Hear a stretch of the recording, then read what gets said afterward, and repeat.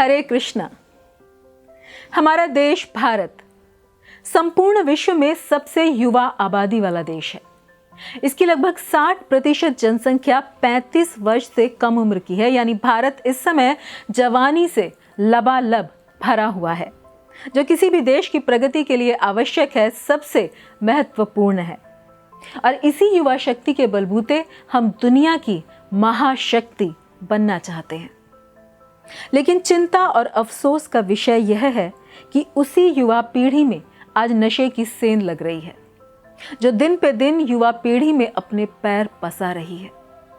युवाओं में नशा अब केवल मौज मस्ती का नहीं, बल्कि शायद कहीं कहीं आवश्यकता, जरूरत बन गया है। नशे के मामले में पंजाब बेहद ही संवेदनशील राज्य है, जहां 67% लोग किसी न किसी तरह का नशा करते हैं। और एक रिपोर्ट के मुताबिक तो 70% युवा नशे के आदी हैं। और कारण इसके कई हो सकते हैं कि दुश्मन देशों की साजिश या स्वार्थी लोगों के जल्द से जल्द धनी बनने की चाहत, कुछ भी, कई तरह का कुछ भी हो सकता है। लेकिन हमें यहाँ पर यह समझना होगा कि क्यों सब कुछ जानते हुए, समझते हुए भी हमारे खुद के बच्चे और हमारे युवा इसमें लिप्त हो रहे हैं, अपना जीवन ही बर्बाद कर रहे हैं, खत्म कर रहे हैं। दरअसल इसकी शुरुआत होती है दूसरों की देखा देखी, कभी बुरी संगत में पड़कर, कभी दोस्तों के दबाव में, कभी फिल्मों में अपने प्रिय अभिनेता को देखकर, हीरो को नशा करते हुए देखकर। अधिकतर बच्चे टीनेज यानी 13 से 19 साल के अंदर ही या फिर युवावस्था में दोस्तों के साथ शौकिया रूप से ड्रग्स का सेवन करने लगते हैं। और ये शौक कब आदत और फिर आदत कब लत में बदल जाती है, पता ही नहीं चलता। और जब तक पता चलता है तब तक वो किसी लायक ही नहीं बचते। और ये सब हमें सोचने पर मजबूर करता है कि क्यों हमारे युवाओं के कदम जानते हुए, बूझते हुए इस ओर बढ़ जाते हैं। कारण क्या है? हम सब तो अपने बच्चों की हर इच्छा को पूरा करते हैं, सबसे बड़े और महंगे कॉलेज में उन्हें पढ़ाते हैं। तो चूक कहाँ हो रही है? हम कहाँ पर गलती कर रहे हैं? तो इसका एक बड़ा कारण जो समझ में आता है वो है शिक्षा। क्योंकि शिक्षा केवल वो नहीं जो बच्चे स्कूल या कॉलेज में जाकर सीखते हैं, पढ़ते हैं। नहीं, शिक्षा का अर्थ है बच्चे का या व्यक्ति का सर्वांगीण पूरा विकास। सच्चे अर्थों में शिक्षा का अर्थ है कि शिक्षा प्रकाश का वह स्रोत है जो जीवन के अलग अलग सभी क्षेत्रों में हमारा सच्चा पथ प्रदर्शक करती है, हमें रास्ता दिखाती है, सही गलत में भेद करना सिखाती है। वह है शिक्षा।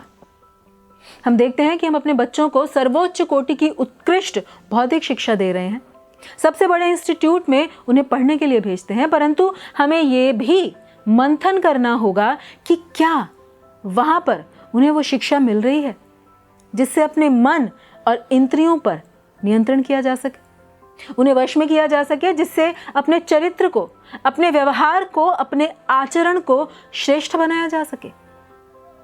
पूरी दुनिया में आज जितने भी एजुकेशनल इंस्टीट्यूट हैं वो पूरी तरह से युवाओं को किसी टैलेंट से, किसी क्षमता से सज्जित कर, एक्सपर्ट बनाकर केवल उनकी क्षमता को, उनके मूल्य को बढ़ाने में लगे हुए हैं।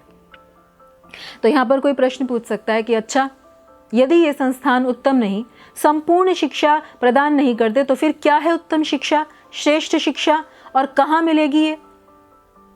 तो उत्तर है कि जो भी स्किल्स, जो भी टैलेंट्स आपने सीखी हैं, आप यदि उनसे अपने मन को वश में नहीं कर सकते, अपने इंद्रियों को नियंत्रित नहीं कर सकते, अपने आप को संयमित नहीं रख सकते, सही गलत का भेद नहीं कर सकते, निर्णय नहीं ले सकते, तो आप अपने करियर में, अपने जीवन में दूसरे लोगों को कैसे संभालेंगे? तो यहाँ पर हम केवल समस्या नहीं बता रहे, हमारे पास इसका समाधान है। जी हाँ, उसके लिए हमारे पास है शास्त्र और गुरु। गुरु कोई आम आदमी नहीं होते, वे भगवान का करुणामय रूप होते हैं, परंतु प्रामाणिक गुरु जो हमारी स्थिति, हमारी परिस्थिति को जानकर, समझकर, शास्त्रों से हमें अमूल्य ज्ञान प्रदान करते हैं, हमारे मन को, इंद्रियों को, हमारे सेंसेस को और हमारी आदतों को बदलने में हमारी सहायता करते हैं, जिससे हमारा चरित्र परिवर्तित होता है, परिपक्व बनता है, पवित्र बनता है, और तब इस प्रकार की पवित्रता से हम हिमालय पर्वत को भी जीत सकते हैं और जीवन में सफलता के सर्वोच्च शिखर को प्राप्त कर सकते हैं। और ये मुश्किल बिल्कुल नहीं, हमारे पास इसके उदाहरण हैं।